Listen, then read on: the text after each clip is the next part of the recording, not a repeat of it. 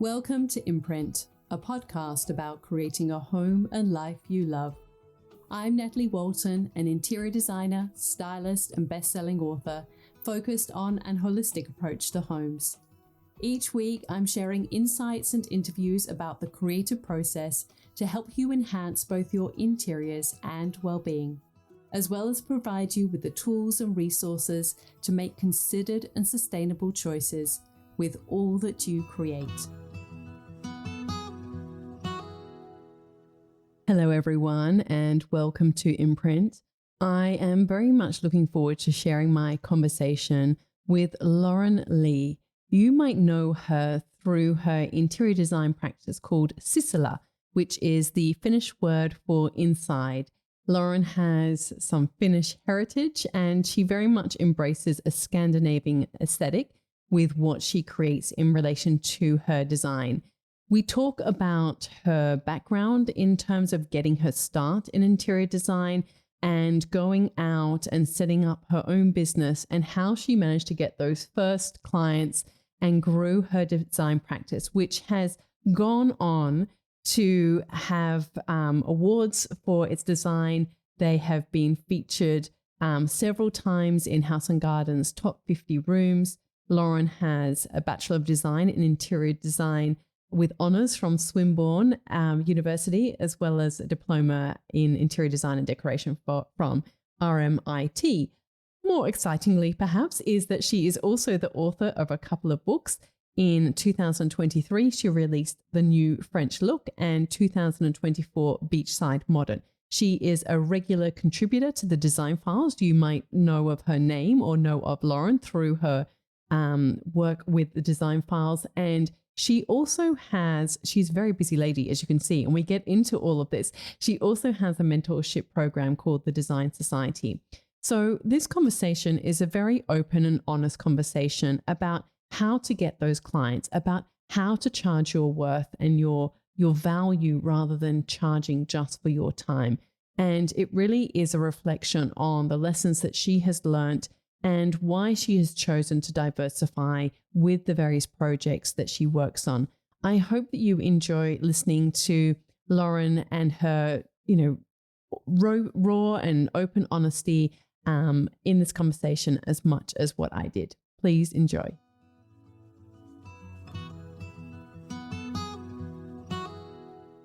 Hi, Lauren. Welcome to the podcast. I am really looking forward to this conversation because there is just so much to talk about.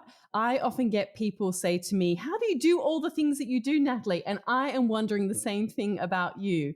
You are, an established interior designer with an amazing portfolio.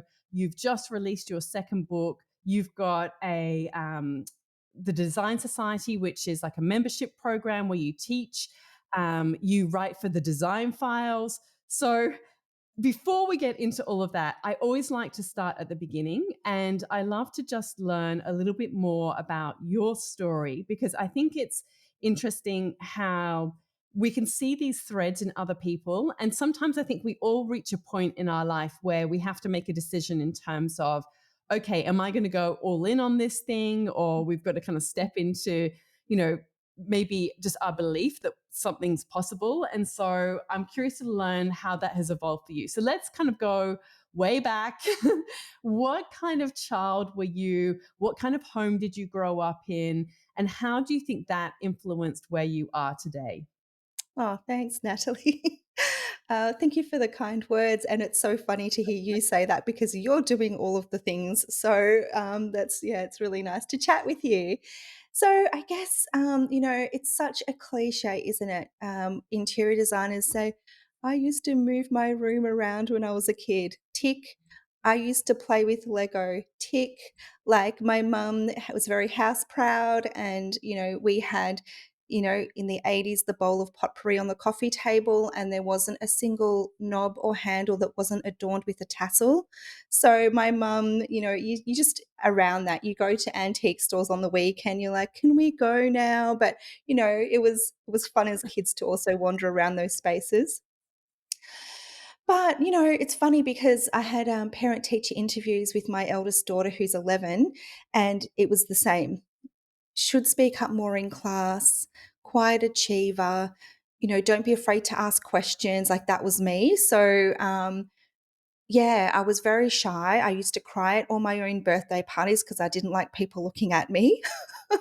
So it's really weird now because, I did a talk for International Women's Day. I was just on a panel and I had one of my oldest friends there and she's like, "Look at you." Like, did not expect that. So I suppose, yeah, we change, we evolve.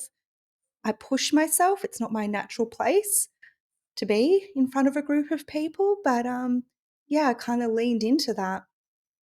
So, what about when you were at those kind of teenage years where you're starting to think, what am I going to be when I grow up? What am I going to do when I leave school? And you're starting to have to make those choices in relation to maybe the subjects you're pursuing, in relation to thinking about, am I going to go to university? What might I do? Did you have a really clear sense of, this is what I want to do, and I'm kind of, my eye is on the target, and this is what I'm going to do?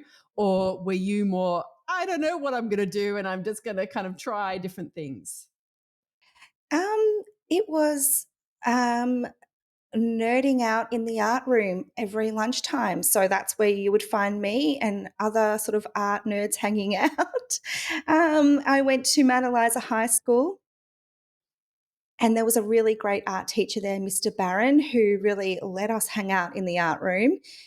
Still friends with, a couple of those girls today, and we used to, put Tori Amos tape in there and we'd have a great time. So it was just following that. I liked that. I didn't know where that would go. I knew I liked, art, but I wasn't good enough to be an artist. I liked learning about art and I liked the theory behind it as well. So when it came to, selecting the subjects, it was art and let me see where that goes. So then you remember what was that book? We had, it was called the VTAC book, I think, for Victoria, and it had, you'd list out all the different universities and everything. So it was very back in the day. My journey is very linear and boring. So I applied for the interior design course at RMIT, the diploma. I applied for a few graphic design courses, maybe visual merchandising as well. And I did the interview for interior design, and that's the one I got into. So that's the one I did. So yeah, and then since then, gone on. I did the diploma, which I absolutely loved, and then went on to do the degree at Swinburne. Then worked as a graduate, a student, and then worked in those kind of architecture practices for 10 years. Which yeah, it was. I'm so grateful for the people that took the time to teach me how to use AutoCAD, how to use InDesign, how to use all the softwares. It's very hierarchical. Is that the word?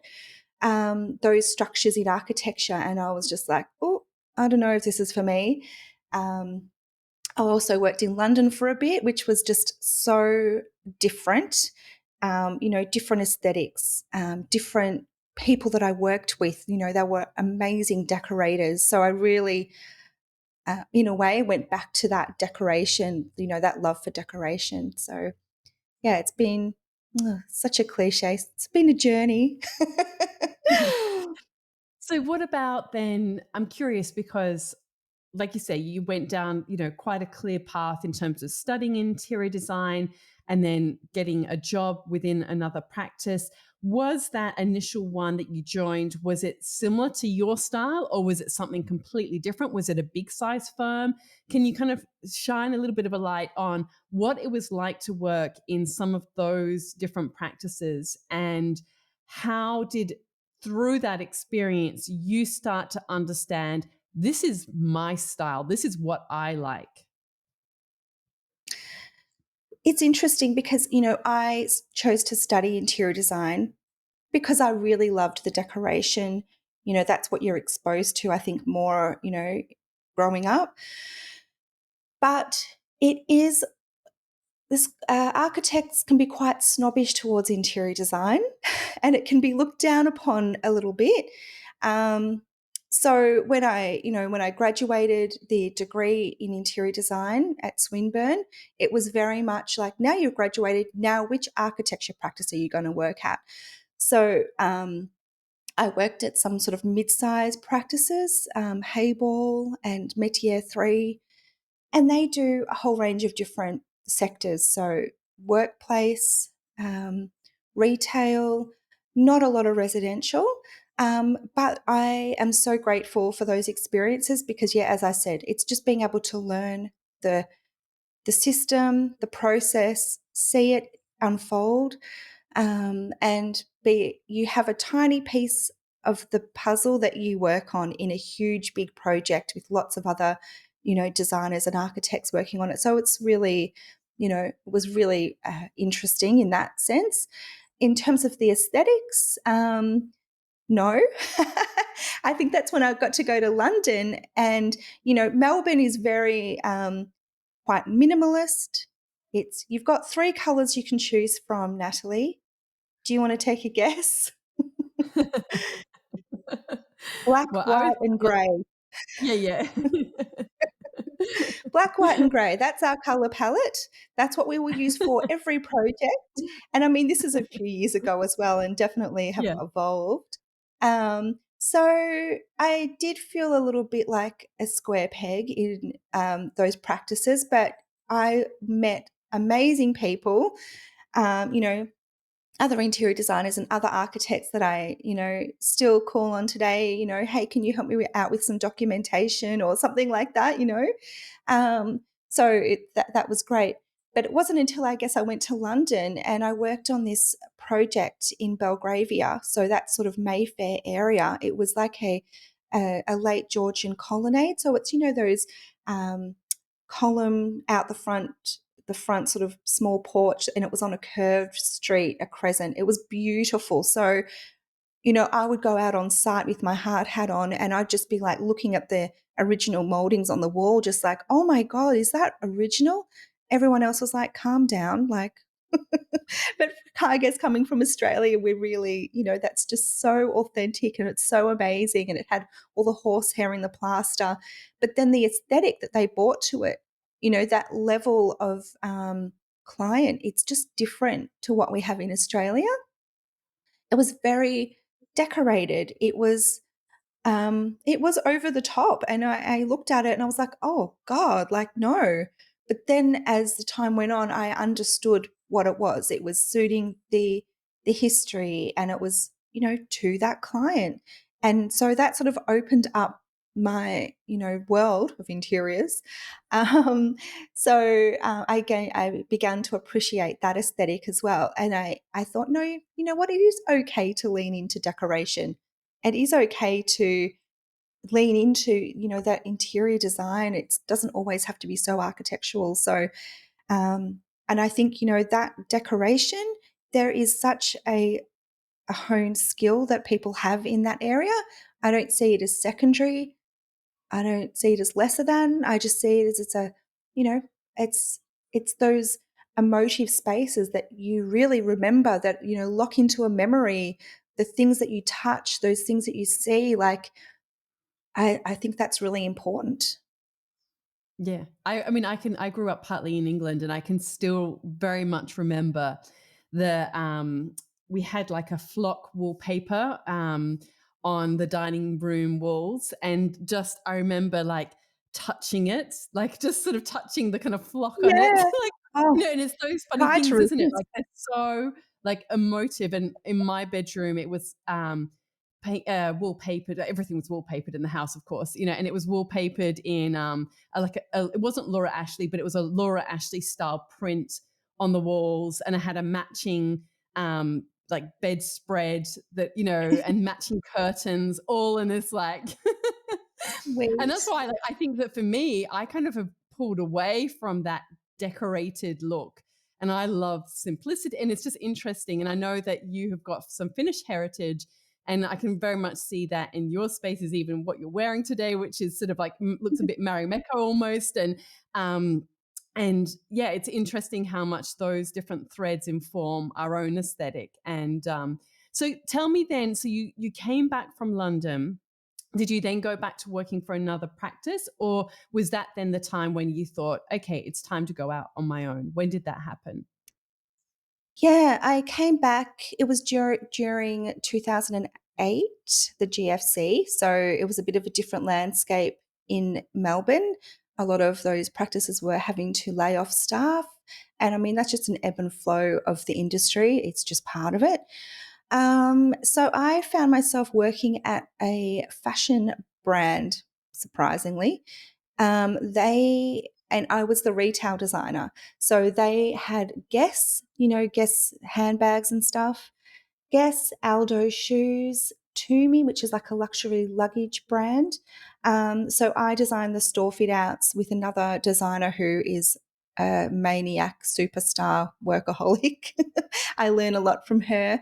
And that was really such a different pace working in retail. It's managing the budgets. They gave me a lot of responsibility. And at that time, we were working on the Westfield in Sydney, which was like the flagship stores. So each store was different. So it wasn't really always roll it out, roll it out. There was a bit of that, but I was there at a time where they were really opening up some pretty beautiful stores. So that was fun. And then I worked at another, and then once they roll out those stores, then again it's ebb and flow. What next? So I went to work at another architecture practice, and it was more commercial. And then I went on maternity leave, and a lot of women do find it hard to fit back into that architecture practice world. There were not role models for me to see. There was one woman that had children there in a practice of, I don't know, 50 or so. So, what do they say? It's hard to be what you can't see. And I couldn't see how those hours would be flexible with the baby, all of this. So I absolutely take my hat off to women that work in architecture, because it's really, really hard. They do get their pound of flesh from you when you work at, with lots of different industries as well. But there is this thing, you don't want to be the first person to leave the office, all of that. Hopefully, it's not as much as was back then. I think obviously COVID has shifted that a bit, and people are working from home a bit more. So yeah, maternity leave. It's sort of whilst I was working at that practice, I also took on a workshop. So I was teaching like an interior design workshop at the Centre of Adult Education, and this is a place where they did cooking classes, language, all these different hobby sort of things, and it was so fun. So I guess totally took myself out of my shell in front of a room of people I didn't know to talk about interior design. Never thought I was talking to clients. I was just, doing this. I was just doing this workshop, and you know, one person would call me, "Oh, I did that workshop. Can you help me with my house?" Another person, I had about 4 clients from those workshops that I did. So instead of going back to working at a practice, I started my own business, and it kind of, evolved like that. Wow, that's amazing. So that they went to the workshop to learn, but they actually ended up hiring you. You would not expect that. I know. And I think it was just me up there talking about interior design. I'm really passionate about it. I like to talk about it. Um, Not selling myself because I didn't even have a business, but I think, when you're doing that, people are like, "Oh, she seems to know about things." And those people going to those workshops, it was a bit of a mixed bag, but there was some that, "Oh, I'm renovating, I need help. What can I learn?" And then realizing, oh gosh, there are a lot of decisions I need to make. I'm going to get some help. So, and I've had fantastic clients from that. And actually, we just finished a project last year with a client. She was my first client. This was the second project. She came to my book launch the other day as well, which was really lovely to see. So, yeah, it's kind of serendipitous how these things kind of work out. But yeah, uh, when I created that workshop, and I sort of built out what I wanted to teach. And then here I am, all these years later, still banging on about, interior design, and, in my stuff with the Design Society, it's a little bit more in the mentoring kind of bit of a full circle thing. Interesting. And so I know one thing that so many people who work as an interior designer or, in the interiors industry and can relate to other service providers as well, is that, sometimes we can get those first couple of clients, but then it's how to grow the business beyond that, beyond just those kind of initial ones. So, how did that look like for you? What helped you grow your design business? So I think it's a big part of it is photographing your projects. So, with my first project, I had it photographed by Eve Wilson, and she had just started at the Design Files at that point in time. So we were both kind of starting out, I guess. And she is a beautiful photographer. So the quality of the photos was really great. And that was published a few times. It was entered into the uh, Interior Design Awards. And then that, I guess, just gets you out there. So I'm a big believer in photographing your projects, like beg, steal, borrow. Like I'm telling you to steal money if you have to, because it's that important. Yeah, good quality photography. But it's again, as I was saying, with this, you know, industry, it is an ebb and flow. We've gone through really busy patches, we've gone through quieter patches, and I suppose that's why I like to have a bit of diversity in our business, so we can kind of lean on one when one part's a bit quiet. Yeah, that's the plan anyway. Whether it, whether it works, we try our best. But photographing your projects, even just, telling people, "Oh, what do you do?" "Oh, I'm an interior designer." Like just that word of mouth. I mean, I have to say, Instagram hasn't been a huge place where people find us. I actually sort of talk to other designers more on Instagram, other rather than the general public as much. But yeah, even Google, we find people. My sort of ideal client, I love working with professional women. They're not on Instagram all day scrolling like I am. um, they are working, they're busy. So, how do they find somebody to work with? Well, they do what we all do, we ask Google.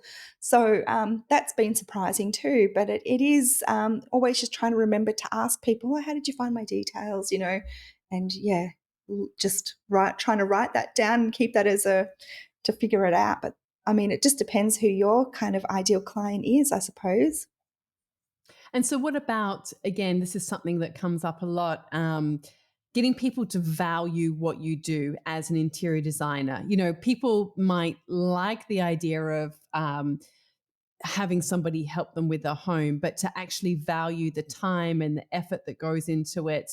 Um, how have you navigated that on your journey?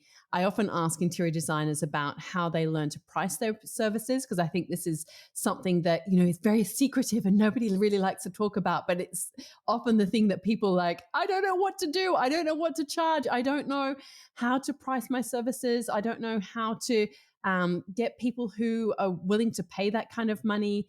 And I mean, just like as a little side note on that, I mean, it's funny. I was kind of joking recently about, we had a plumber and it was $100 an hour to get a plumber to dig a trench on our property. And I don't know if that's the going rate around Australia, but a plumber has no problem saying $100 an hour, that's the rate. Whereas as interior designers, we're all secretive and nobody shares their rates, and everybody, you know what I mean? Like it's so interesting how different industries look at pricing. And I think in the building industry, it's like, that's the rate. I'm just going to say it, like there's no hiding or secrecy or anything like that. Whereas in the interiors industry, it seems like there's so much secrecy and that people are so uncomfortable talking about it or being upfront with clients, even. So I'm just interested to hear how you've navigated that journey in your business. Um, Firstly, you've got 4 kids. Have you got 4 shovels to dig the trench? I know. Well, it's more than Sorry. just digging a trench, but yeah, I know. I know. Well, yeah, it's a big other story as part of that, but yeah. You can cut that out. Sorry. No, it's Um, fine. so yeah, the whole thing about fees, I mean, I am such an open book about it because it is so secretive. I mean, no one talks about it. We all say that, oh, when we graduate, we there's so much we didn't learn. It's like, well, we didn't take a business course. We took an interior design course. So, they're not breaking it down how to run a business, which is fair. Um, and not everybody that graduates wants to start their business. I didn't when I was, 19 when I graduated, or 20 or whatever, when I graduated the diploma. That was the furthest thing from my mind. So, yeah, we're not really taught about it. Um, I think that I started the Design Society, and I started these online courses to help people learn software because I want to, in my tiny little way, just elevate the interior design industry. And I want everyone to have, their clients to have a great experience working with an interior designer, because I think the work we do is really important. We're talking about before, your bedroom, the memories, people in their homes. It's not saving lives, but it is changing lives. And it's not until you sort of run through a whole project and you get to the end and you see the kids' school bags in the little nook you designed, and you see, life unfolding in that space, and the clients just are so house proud. You're like, oh, that's really cool. And when I walked in here, remember what it looked like? And now it looks amazing. And the family, the way it's functioning, it does really enhance people's lives. So, back to what you were saying about how do you get people to value that? Because people can't see the finish line. So, when I'm pricing my projects, I work on a value based pricing model. So, it's something that we talk about in the Design Society. We're all at different stages of our business. When you first graduate, maybe that's not the model that you will use, but it's what you want to aim towards. So, we're all working towards this value based pricing model. So, what that is you want to really figure out what the client is wanting from you. So, okay, yes, they're wanting a kitchen renovation, but what is that? What is that? Why do they want that? What are their dreams? What are their desires? Like, what is it they want about their kitchen? And I read this book by Seth Godin called This Is Marketing. And I'm always reading all these business books, and I'm, you know, learning, and I'm testing it out in my own business to figure out what works for me and what I think is the best way to price. He talks about these four kind of needs and desires: status, belonging, connection, and peace of mind. So when we're talking to the client about their kitchen, I'm not just saying, okay, so what kind of bench top do you like? What kind of cupboards should we have? Boring. Like, it's not, when you're on that first conversation, you're not saying, so step one, we do this, step one, we do that. Like, I'm already just going to sleep thinking about it. We want to get really into what their dreams and desires are. So, for instance, the status client, they want their friends and family to come over, and they walk into the kitchen and they say, oh, wow. Oh my gosh, I've never seen a pendant light like that before. What kind of stone is that? Oh, wow, it's so impressive.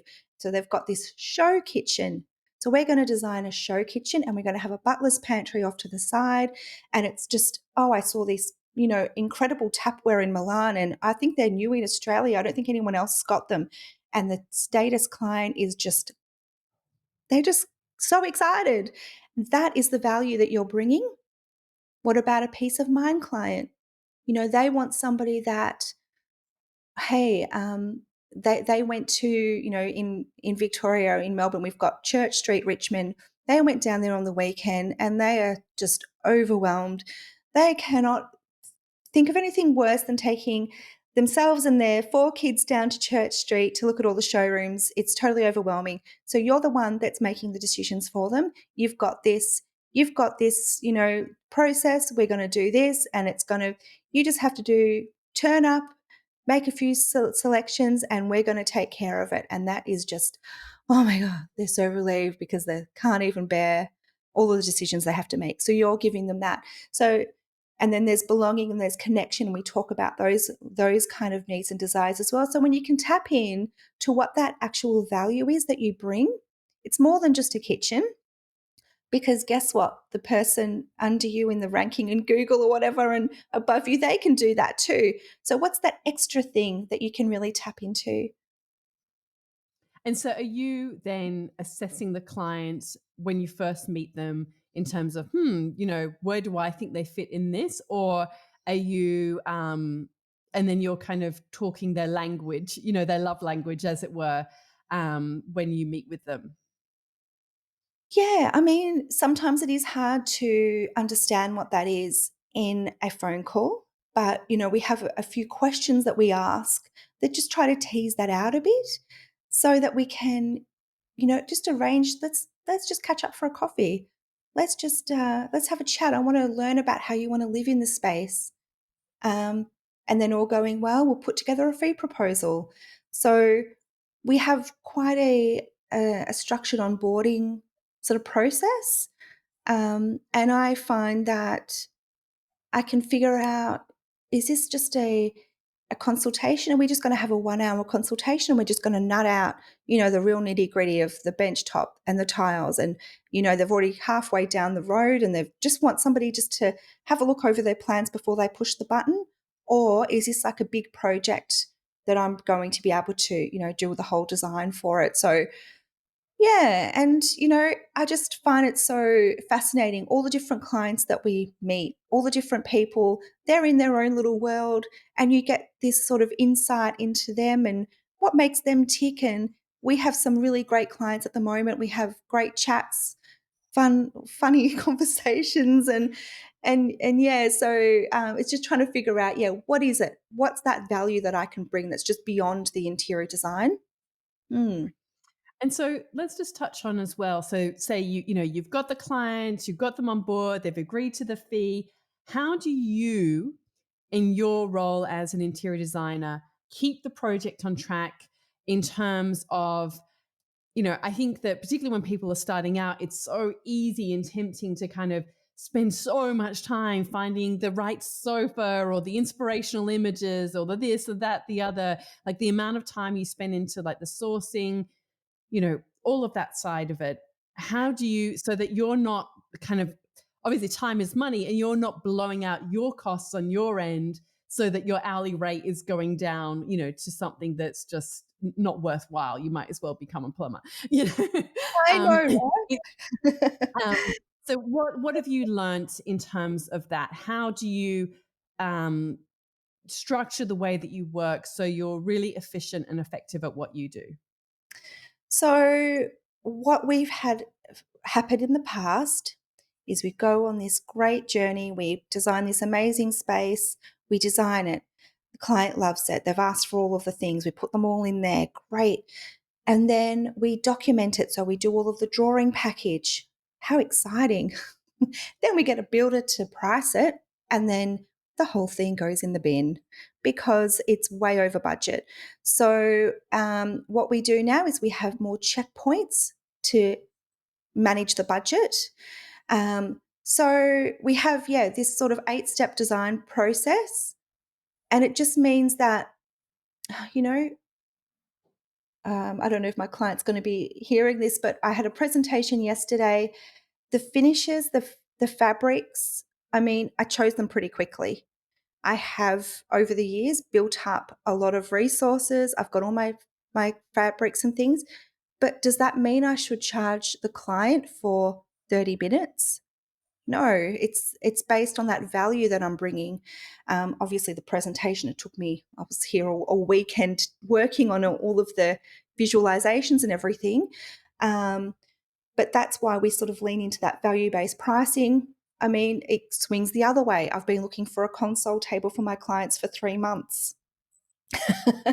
So some things do take a long time to source just that perfect piece.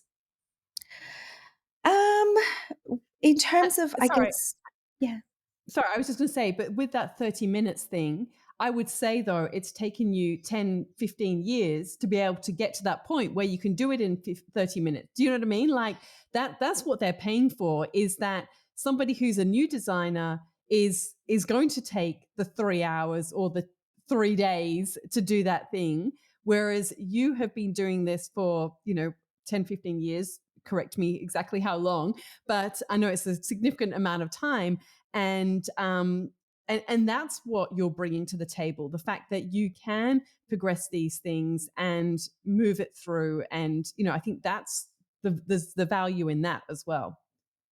Exactly. And I think that's why, I sort of said that the value based pricing model is what we kind of aim for, but it doesn't mean we get straight out the bat and we can do that straight away. So, if you're an emerging designer, I would recommend go hourly. You can't also, when you're starting a business, it does cost you money. I mean, I think about my first project when I took into account, the photography and all of the things, I think I probably had enough left over to buy a latte.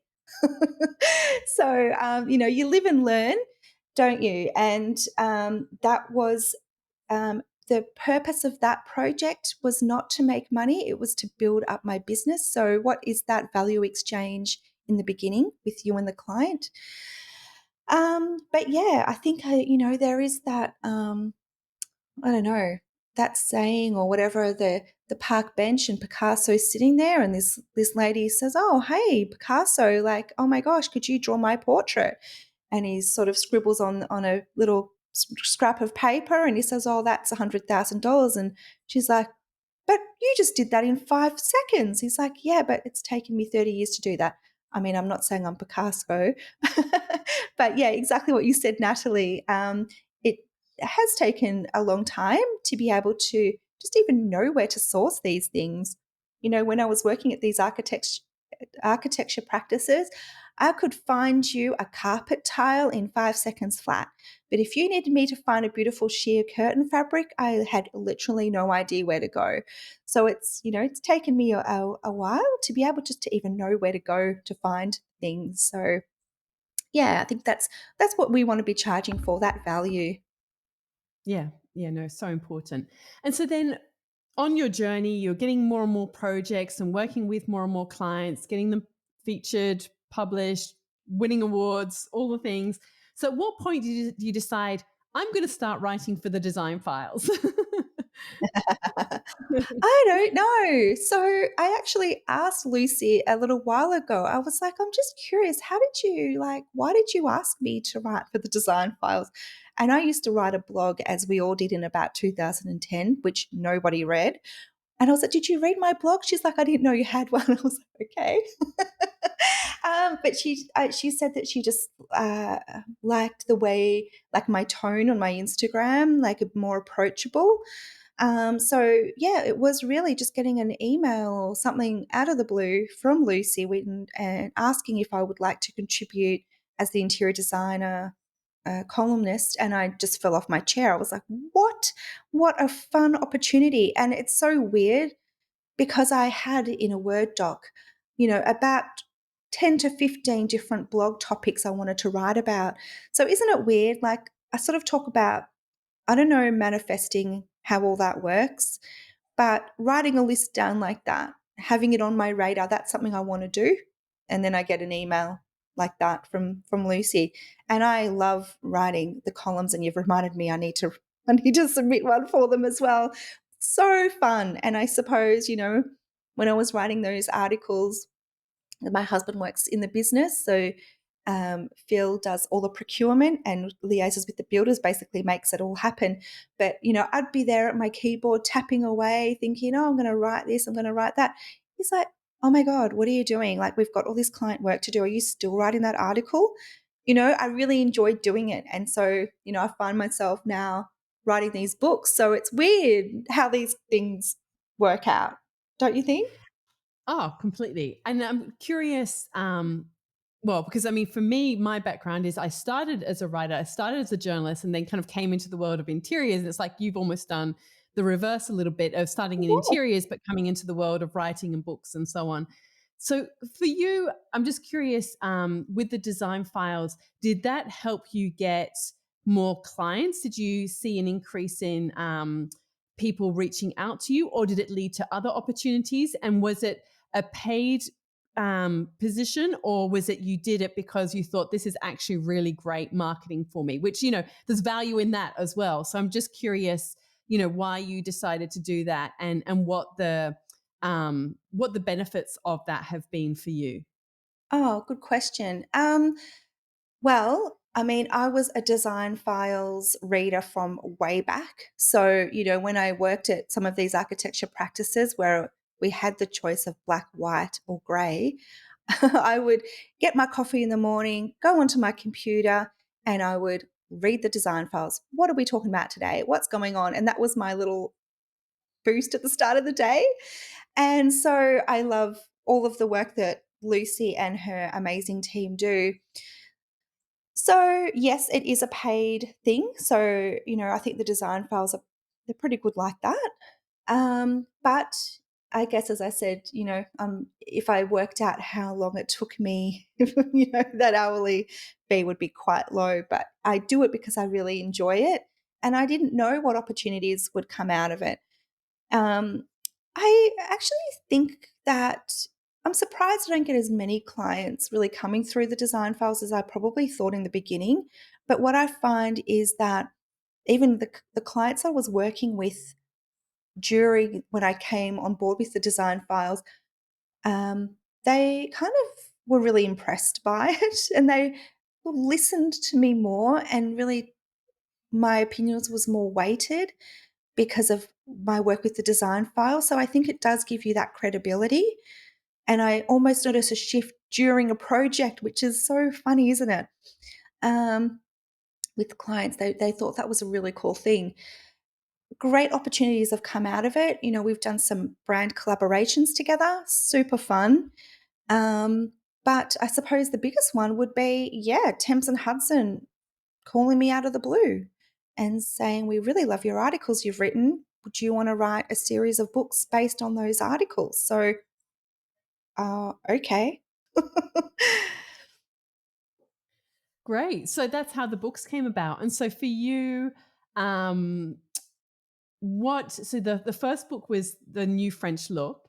What inspired you to have that as your first book? What called to you about that topic? So, I'd been to the Milan Furniture Fair back in 2017, and I bought back a whole lot of interiors magazines, and a bunch of them were French. And I just saw some really cool projects in there, and that spurred me on to write this article for the design files. And I think it was between me and, Paulina at Thames and Hudson sort of suggesting, "Oh, which books should we start with?" And, that was just, yeah, happened to be the first one off the bat. So, um and since I wrote that article, I've been following a lot of those French designers and, tapped into some new ones. But I'd been visited France a few times, in my 20s with girlfriends and with my husband Phil. So just having that affinity for French design and just the culture and the lifestyle, it's so different to here. But I mean, it's all gorgeous. It's all beautiful. They know how to live well. Yeah, I could almost imagine you doing one on Scandinavian design. I mean, maybe that's already in the works, but obviously that I feel informs, the name of your design practice. Sisällä, is that right? Is that how you would pronounce it? I know the Finnish can be Yeah, like very yeah. strong with the pronunciation of like sauna, it's sort of like Exactly. Yes, exactly. ha- Yeah, I think I did an article on, like, a Scandinavian, aesthetic for the design files years ago, so that one was on the list. But we're sort of talking about the next one. They're like, "Why don't you just enjoy the beachside modern launch? We'll just get through that." I'm like, "Oh, thank you. I could do with a bit of a breather." And so, how have you found fitting in doing those books in amongst all of the other things that you do? I ask because for me, I still have my publisher saying, "You want to do another book?" And I almost feel like I've got a little bit of PTSD of like because we traveled the world, we shot the homes. Like I was with a photographer, and it was intense. Like it was. I mean, we had some shoots where we like we landed in New York or something, then we flew to Canada, landed in Canada, did a shoot, got on the plane that afternoon, landed in Portugal the next day, did that shoot, got on a plane, drove to then went to south of France, like every single day, like with flights, staying place, da da da da da. And like I organized the entire thing, and it was all resting on me. And if one piece of that puzzle fell apart or the domino, like the whole thing would have collapsed. So I don't know, like I still think I've got a bit of like, oh my gosh, that was just so intense creating that. But I know you're also slightly different to that, but it's still a lot of work, like sourcing imagery, doing the reach out. Like, have you done that all yourself, or have you got an assistant that helps you? And the writing as well. I mean, that takes a lot of time as well. Yeah, I think, I've seen your books come out one after the other, and the same thought has crossed my mind. I'm like, how on earth does she fit that in? She's got 4 kids and she's running the store, the business, all of the things. So that's funny, isn't it? But I don't know, we just do it. But, your books are another level because actually, you know, photographing the spaces is, I just can't even. It's a huge endeavor. I mean, there's pros and Um, cons of both. I mean, you can get access to, obviously, if you're sourcing imagery, you can get access to spaces that can be sometimes challenging because of schedules and all sorts of other reasons when you're doing it just as a shoot. So, there are pros and cons of both, I think, definitely. But yeah, it's still a huge undertaking either way, I feel. yeah, so I didn't have an assistant. Is that a thing? Maybe I should have thought of that. So it is, as you said, reach out, reach out, reach out, reach out, reach out. So you're sourcing the imagery. We're getting them, the copyright deeds signed off, all of that admin. It's huge. And then yeah, the writing part is almost a small part in the piece of it all. But yeah, accessing the imagery was quite challenging at times. Um, but it's so fun. It's so fun. I get to, I remember when I was working at one of these architecture practices and I was scrolling through Pinterest, I'm like, can this be my job? Like, this is so fun. And I don't really use Pinterest as much as I used to, but I'm scrolling through imagery all day long, trying to source images for my books. And that's so fun. Yeah, and then writing about it, I find that really enjoyable as well. The book designers, Evio Studio, are just amazing. So, when they send me the draft, the PDF that they're working on, I'm just like, it's perfect. Yes, that. Leave it like that. I don't need to mess around or change it. They're just amazing. And the team at Thames and Hudson have been just wonderful to work with. The editors, all amazing. So, yeah, it's been a huge learning curve. I've never done anything like this before. I don't really have anyone to ask, is this normal? Is this right? Like you're just kind of out there doing your thing on your own. But yeah, I've learned a lot. It's been fun. It's nice to see them out in the world now too. And so, so we've sort of spoken about the books and we've touched a little bit on Design Society. So give us a little bit of an insight into what that looks like, how often you're doing that, what's like the primary way that you're helping people within that? Or is that just one? Because I know you do courses as well. Can you just shine a little bit of a light on what that part of your world looks like? Yeah, so it just started, and people reaching out, can we catch up for coffee? I want to talk about this. Can we talk about that? And again, Phil going, what? You're going out for lunch again? Like, and I'd be coming back 2 hours later. He's like, "Oh my god, like, what are you doing?" It's so fun, catching up and, having someone to bounce ideas with and, talking to established emerging designers. Like, it's just across the board. I think, it's not like we get a stage in our business where we're like, "We've got this. We don't need any more help." It's evolving, the market changes as well. So anyway, we started doing workshops. We had a studio above a shop on Chapel Street in South Yarra. We did workshops. We were teaching SketchUp in person, Photoshop, InDesign. We also did ones on sourcing. Like, we did a whole lot of fun workshops. And, a lot of people do like learning in person. So that was great. Then obviously COVID happened and we were sort of already looking at doing online courses so we could get that into action. And, the SketchUp course, we also have AutoCAD. and InDesign online. So you can just learn those at your own pace. They're still ticking along. And then during COVID as well, it's that community. We all miss that community. So I created the Design Society. It's like an online platform. We catch up every Monday morning and we talk about a different topic. So at the moment, we're talking about fees. We're having an expert come in. He wrote a book called Design is a Job. Mike Montero. I find him really hilarious as well. So if you wanted to check out his book on Audible or on his website, he'll send you out his revised edition, which we've got a whole bunch of those to send out to everyone. And we talk about, even the other day, we just talked about life stuff as well, sort of relating to business, but we have a few second career interior designers in there. And I think that takes a lot of courage to, pivot your life, take on a new career and, pursue the passion. So that's really cool. So we have guests come in. We run courses in there as well about, how to market your business, photography, getting published, branding, websites. Like we have all of these different experts come in. We have one about the design process as well. But yeah, it's good. And we have designers from all around the place, like a lot of regional areas, Australia, New Zealand. We had somebody call in from the Bahamas once.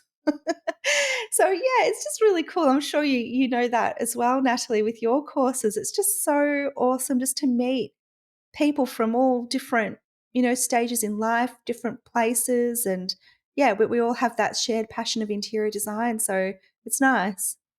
Yeah, no, definitely. I mean, I think it's, we live in a time where in some ways we feel so connected because of social media, but then in other ways it's so surface. And I think that having these kind of spaces where we can connect on a deeper level is really quite powerful and helpful. So let's tell us a bit about, I'm always curious to learn about what does a week in the life, a day in the life of Lauren look like? We've spoken about, books and design society and client work and coffees and lunches. So what does a bit of a week in the life look like for you? Can you sort of share a little bit of an insight into your processes and the rhythms and routines that you've got? And you've got children as well. Ooh, I like to be quite lazy. I like to snack. Um, I don't have a really strict routine because, it is an ebb and flow. Sometimes we're taking on projects, it's with the Design Society during COVID, that was so busy and it was so needed, that connection.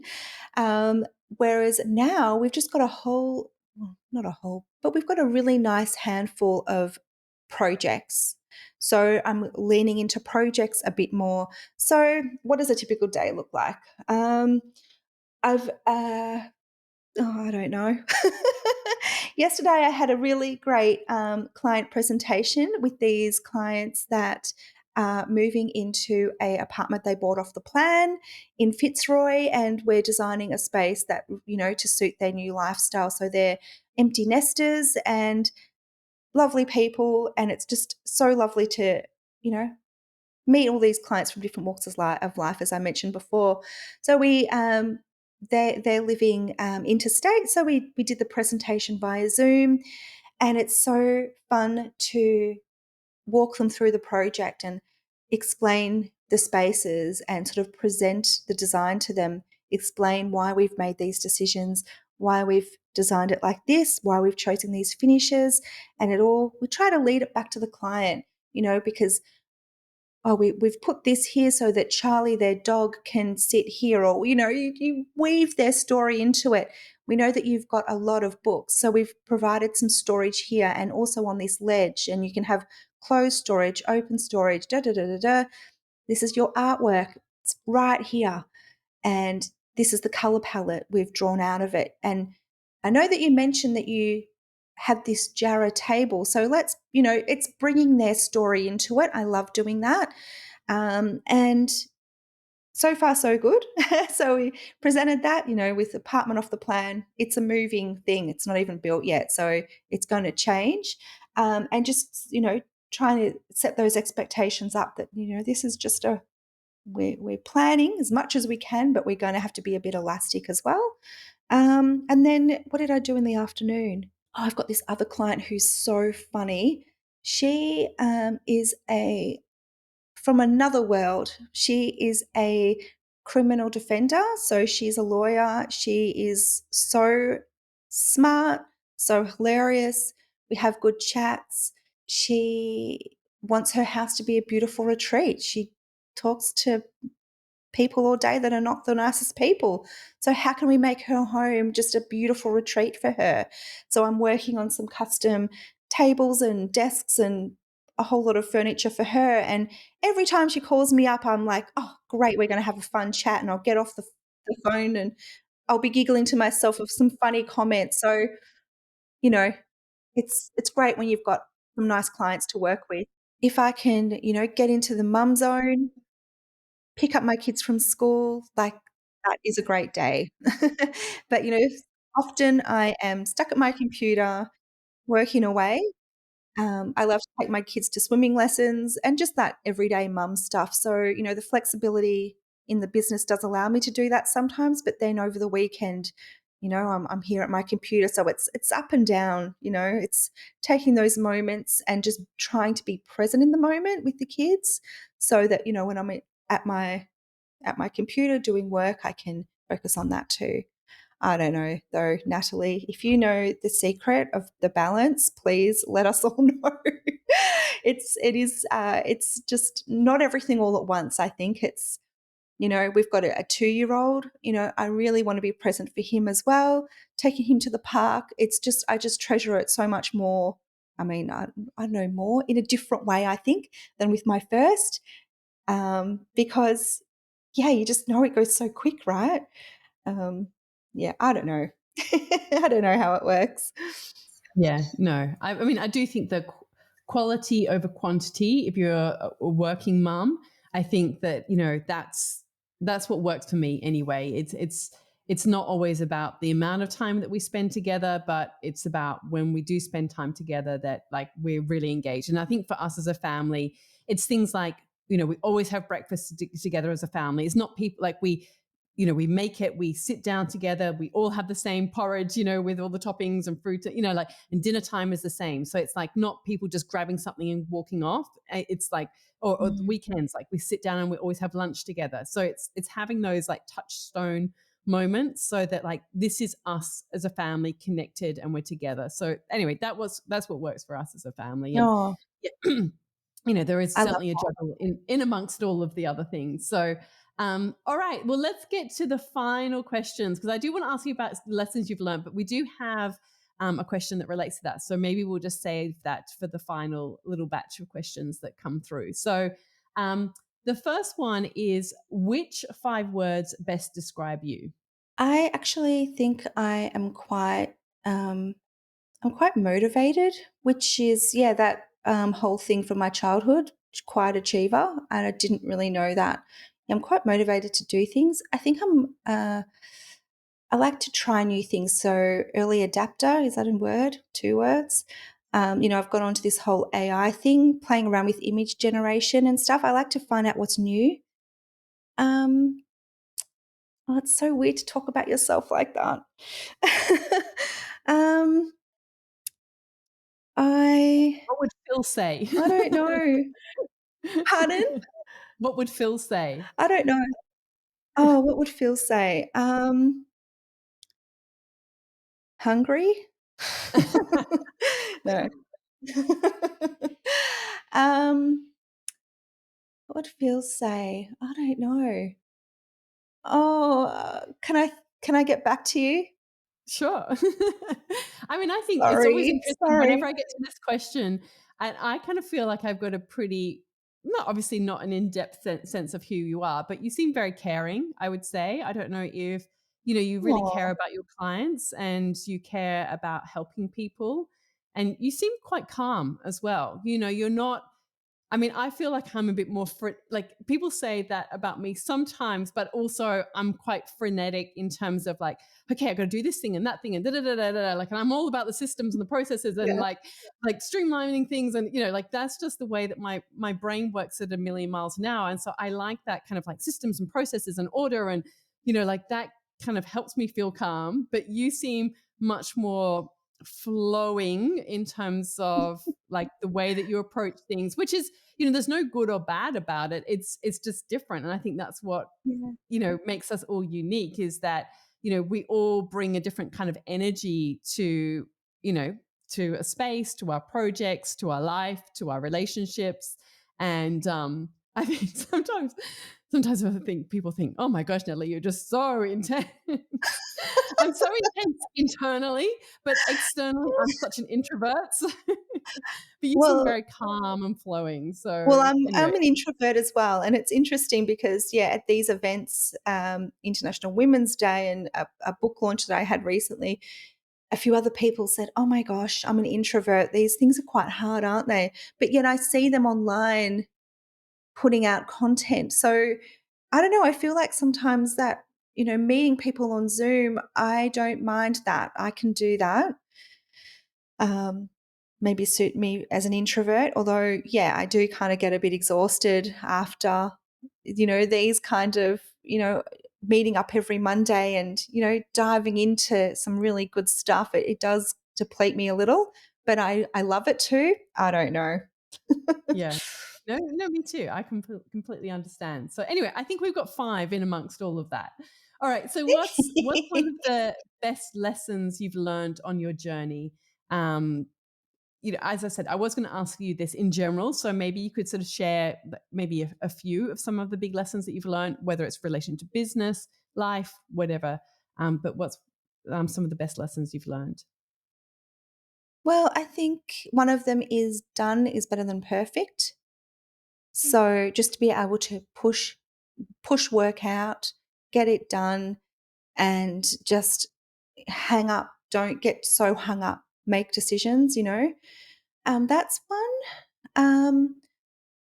Also, I think I kind of run my own race sometimes as well. There is a lot to look at online. That comparison thing. But I actually, if I find myself caught up in that comparison itis, is that what they call it? I just stop and think, why am I thinking that?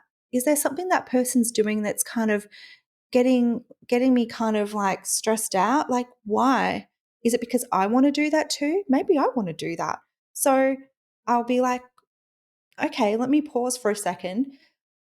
I think that person's doing that, and that is so amazing that they're doing that. They are just kicking goals. What can I learn from that? How can that push me and motivate me? Is that something I want to explore as well? So, I don't like this whole kind of elitist thing about interior design. That's not my vibe. I'm really wanting to embrace everyone, and that's really not a cool thing to say. Interior designers don't like that. They want to keep their thing for themselves. But I'm trying to figure out, in my small community or, my kind of world, how can we create more inclusivity and more diversity? I don't know. I see so many students. I've taught at RMIT on and off during the years. I see so many students from all different backgrounds, all different countries, all different ages, and it's so cool. The first class, everyone's really quiet. At the end, they're all hugging, and I'm like, oh, look at you guys, you're all friends now. It's so cute. And I'm like, but when I go out into the industry, all I see is people that look just like me. you know, white, female, blonde hair. I don't know. So what's going on? I'm just trying to figure that out. I mean, I don't think that really answers your question, but I can't even remember what your question was anymore. Biggest lessons that you've Sorry. learned. Yeah, Some of the so biggest lessons you've inclusivity, learned. I'm trying to work on that.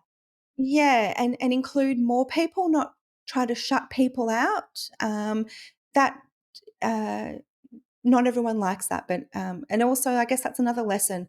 Sometimes the things I'm doing, not everyone's going to like that. I'm doing more than just interior design. Um, I've got, this mentor sort of program in the Design Society. Who is she to talk about that, Or who does she think she is to talk about that, those kind of things, or writing a book, It's not my book is more of a, approachable sort of book. It's not a really high, uh,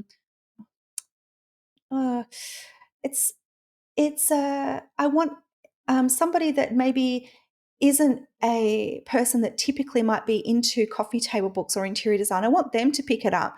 I want them to pick it up and think, "Oh my gosh, I could try that at my house. I could try doing something in my corner of my home and just start there and then chip away and do it all the just to make their home the best it can be."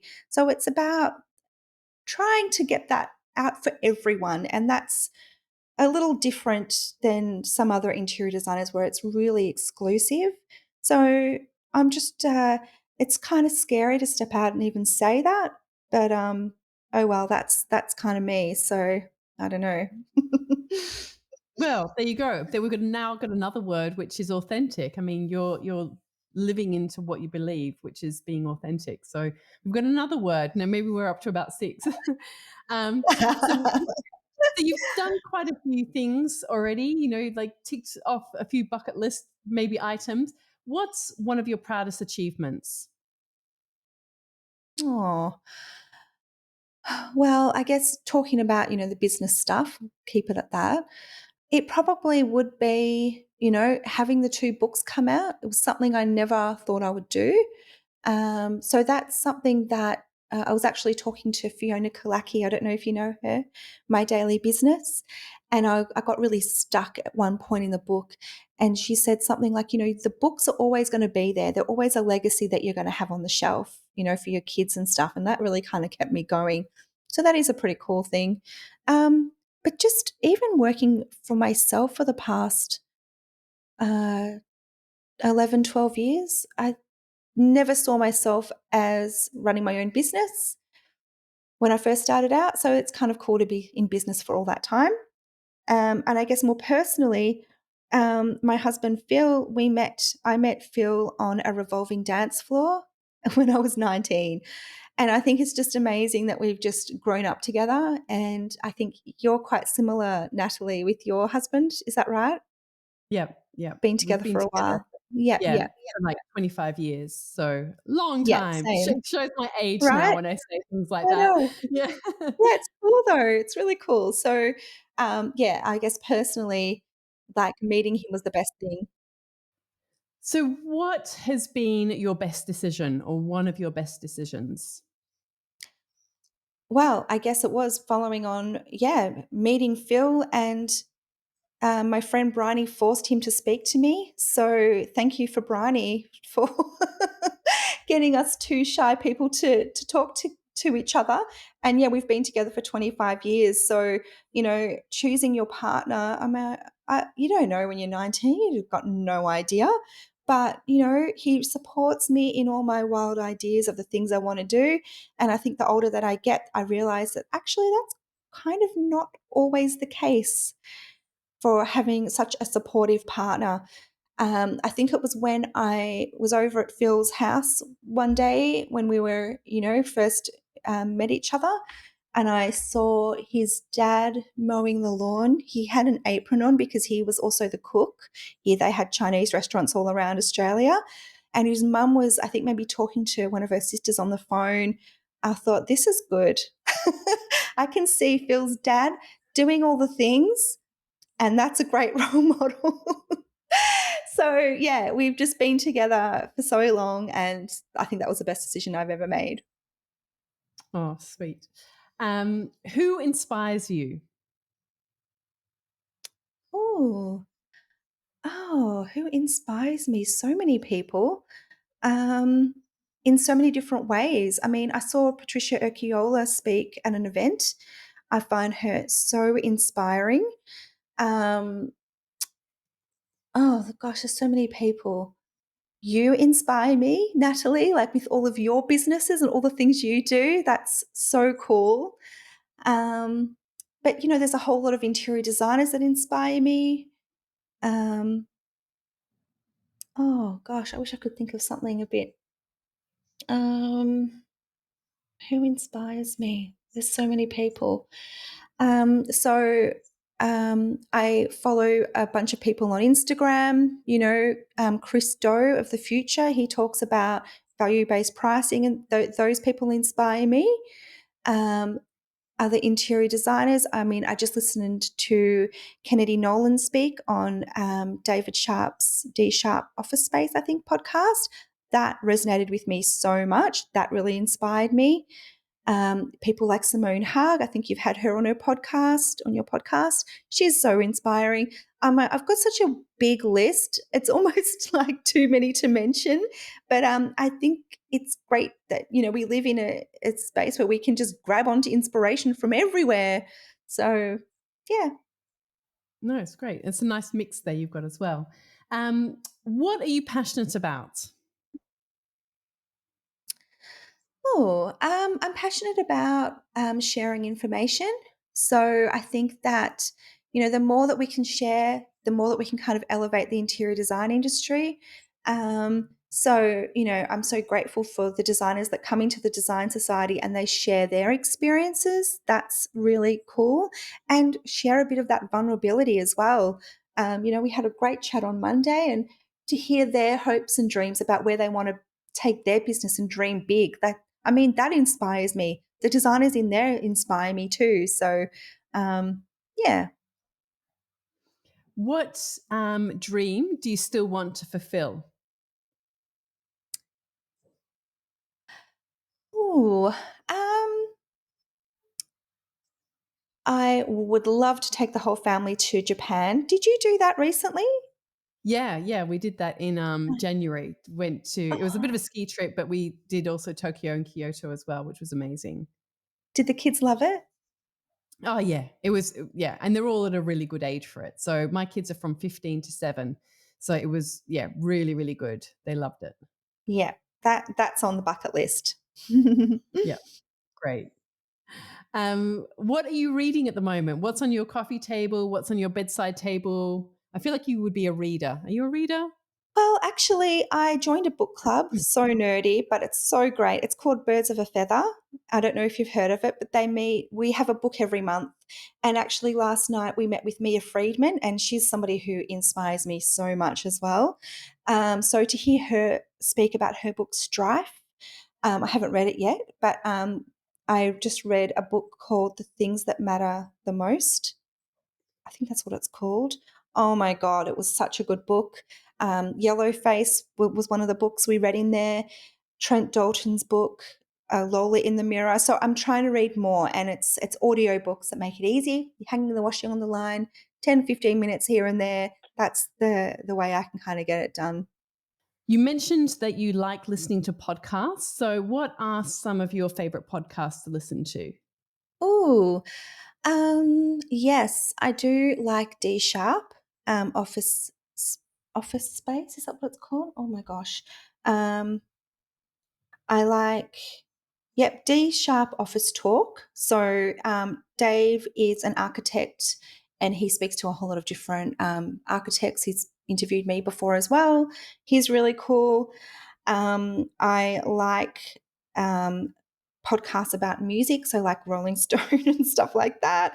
I like those kind of music trivia stuff, which is fun. I like um, I go up and down. I like podcasts sometimes, but then I'm like, no, I just want to listen to music. So I love G Flip, Remy Wolf, like a whole lot of different, pretty much female artists. And obviously, being in a house with two girls aged 11 and 9, we listen to Taylor Swift. So yeah, a bit of no filter, the Mia Friedman sort of stuff. Business podcasts. I like one called Speaking Your Brand, which is about, doing a bit of public speaking, as I've somehow found myself very ill-equipped to do. Learning things through podcasts is really great too. Yeah.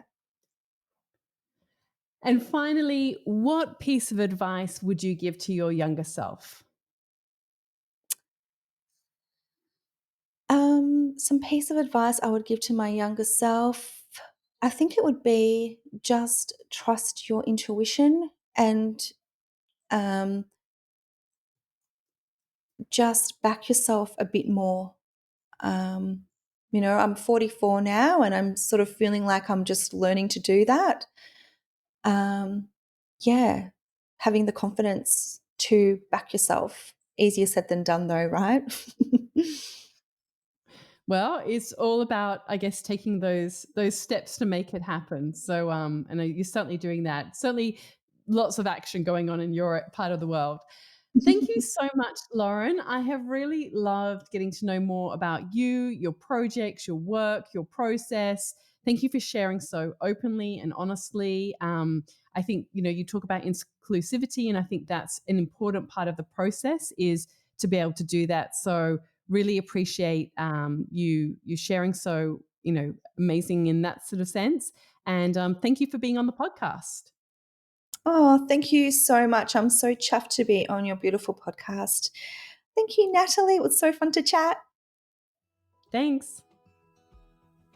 All of the links and info for this episode are at nataliewalton.com/podcast. Don't forget to subscribe so that you can get a direct download of the latest episode. And I really appreciate when you take a minute to rate and review, as well as share the love with someone you know who might benefit from this episode, or on social media. If you'd like to access a range of free resources, come visit my website, nataliewalton.com. Thank you to Jaeger Media for producing this podcast.